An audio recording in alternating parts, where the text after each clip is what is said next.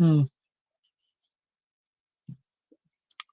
is the 10th of July, 2022. This is WIKISPEED Stand-Up. It's just me today, Michael Wolchuk, Saskatoon, Canada. For the past week, I posted stand-up for last week. For the Sunfounder portion of the Little Red Wagon, I brought more parts to the lake with me to work on.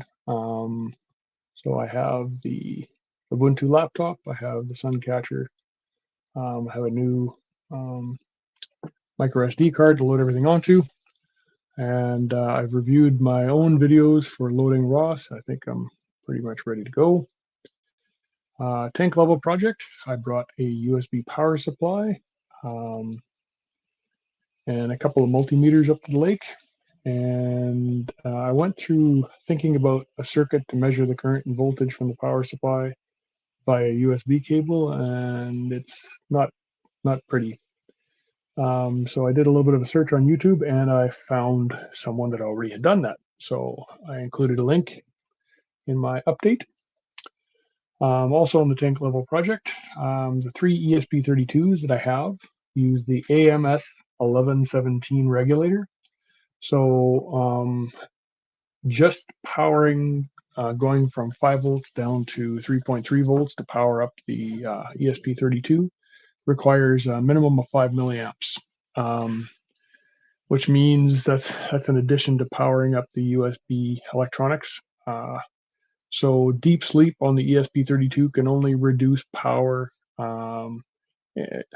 depending on who you talk to and what you look at.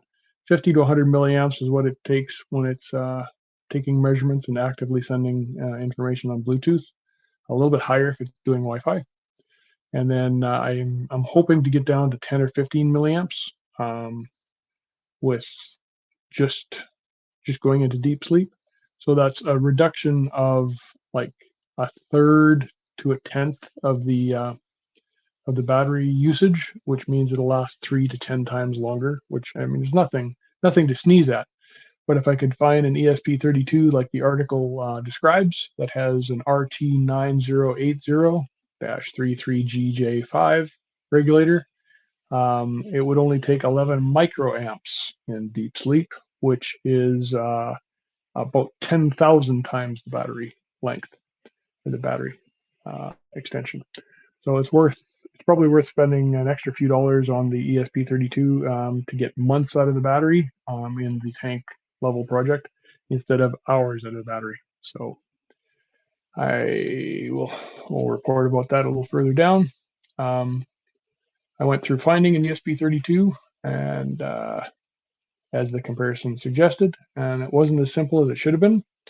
Ended up having to search specifically for the Fire Beetle ESP32 since which voltage regulator is used on any of the ESP32 boards out of China is not listed in an ad. In fact, it's not even listed in the ad for the Fire Beetle. It just says that it's a very low power deep sleep. So I had trouble purchasing it.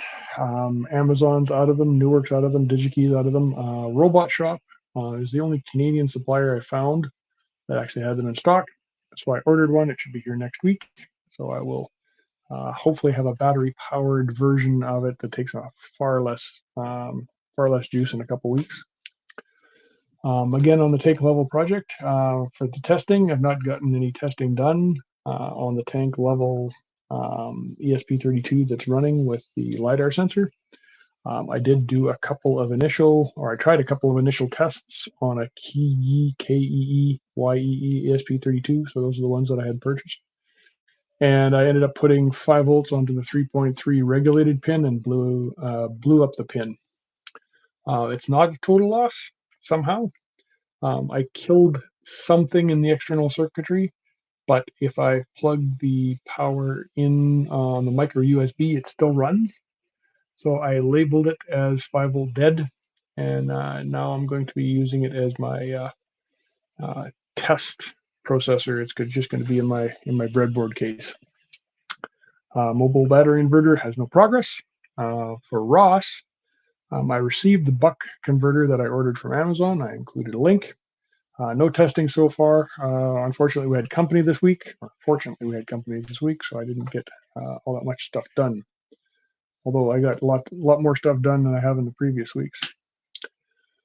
Next week, book review. I don't think I'll get to. On ROS, I'm hoping to install the Suncatcher ROS libraries on my Ubuntu laptop and just list what it puts in which directories, so I can figure out what files have to be copied into the ROS structure for the for the Ubiquity Robotics load in order to be able to use the servo controller and the DC motor controller and the video and stuff. I'm also hoping to document as I go so someone can reproduce the install. And then I'm separately listing taking video for reloading ROS from scratch, adding Suncatcher, and getting it working. And I'd like to test the new buck converter that I got from Amazon, drop 24 volts from a battery pack to 13.5, limited to 1 or 2 amps, and verify that it does what it's supposed to. If that works, crank it up to the 5 amp maximum and use it to charge up a deep cycle lead acid battery, which should take 5 amps for probably an hour or two before it fills up. And test the dropout setting to turn off the controller when the battery pack that is supplying the charger or the converter drops below 24 volts. Just make sure that works. And another part of the ROS project is come up with a way to wake up my 36 volt lithium battery pack. The BMS requires about 50 volts on 2 pins. And once I figure out how to do that, then I can use that 36 volt input to the buck converter and try 12, 18, and 24 volts as the output. On the tank level project, I would like to manually test the current used using the USB power supply that I've got. While booting up, communicating with Bluetooth, deep sleep, and then waking up and repeating the process. And then after I change the wiring so that it bypasses the USB and just powers up the 5 volts directly from my USB battery bank, verify what the voltage or what the power is used when you're not powering up the USB converter. Just basically repeat the test. Take screen captures and video of the test and use it to make up a summary video. And then on the mobile inverter, I think I'm going to be going old school and use a couple of 1/4-inch bolts with nuts and washers to give access to the 12 volts inside the box. Ring terminals on the 12 volts, and then outside the box, the bolt heads with nuts and washers are probably going to be big enough that I can use just regular booster cable clamps or battery cable clamps from a charger. And that should be good enough for a start. Presently, when I'm trying to charge that mobile inverter, I have to take the cover off, which involves taking screws out and stuff. I really would like to be able to access the battery pack from outside without taking it apart. That does it for stand-up, which actually is a lot longer than it is normally when I have Lauren here. On retro, I'm going to give I got 5.5 points out of 2 that I had planned. So I have to give myself a 10 out of 10 for that because I got more done than I was supposed to. I'm looking for 5 points for next week. And for the team, I'm going to go with 6 out of 10 because it's tough to make time for WIKISPEED when it's nice outside and you want to get your own projects done while it's still summer. I hadn't mentioned blocks. My block is still motivation. I still don't work on this nearly as much as I would like to have done. Yeah. And process improvement, I don't have one. So that about wraps it up for this week. Stop the recording.